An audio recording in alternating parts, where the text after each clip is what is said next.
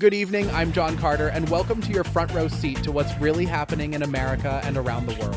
Tonight, we're covering the 5 biggest stories you need to know. 1. A major shift in U.S. foreign policy and what it means for global stability. 2. The latest Supreme Court decision shaking up national debate. 3. Economic warning sign. Is a recession closer than we think? 4. A breakthrough in clean energy that could change the game. 5. And a political showdown heating up ahead of the next election. If you want to stay ahead of the headlines, hit that subscribe button. It's quick, it's free, and it keeps you informed with honest reporting and sharp analysis every time we go live. Let's dive into the news. On U.S. foreign policy shift, focus on Eastern Europe and Ukraine. The Biden administration has announced a $61 billion aid restructuring package to Ukraine, aiming to shift from emergency weapons drops to long-term defense partnerships.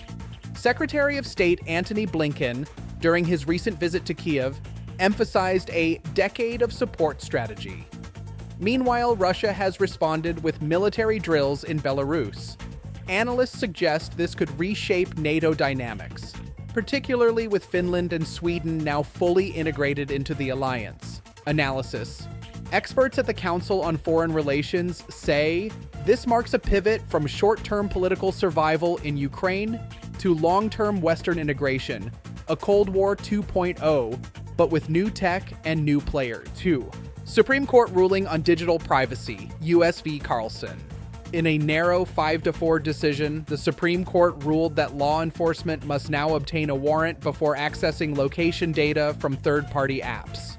The case, U.S. v. Carlson, began when Nevada police used geofence data without a warrant to identify a suspect. Chief Justice John Roberts wrote the majority opinion, stating that digital footprints deserve the same Fourth Amendment protections as physical spaces. Analysis. Privacy advocates hail the decision as a constitutional victory, but law enforcement officials warn it may hamper fast-moving investigations.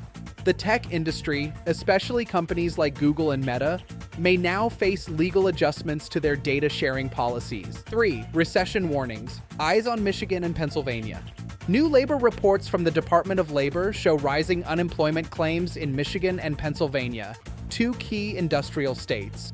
Fed Chair Jerome Powell signaled caution in this week's address, noting that interest rates will likely remain unchanged until inflation shows more persistent cooling. Consumer sentiment tracked by the University of Michigan dropped to its lowest since 2022. Analysis.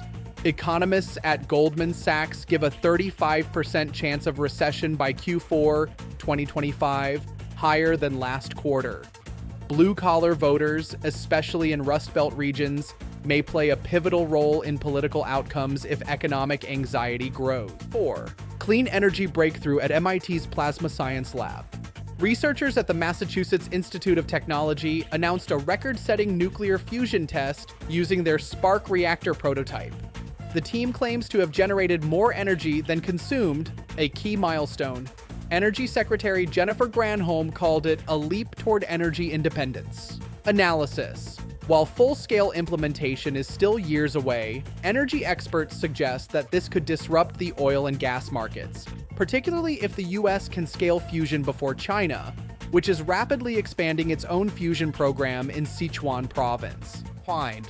Political showdown. DeSantis versus Newsom heats up.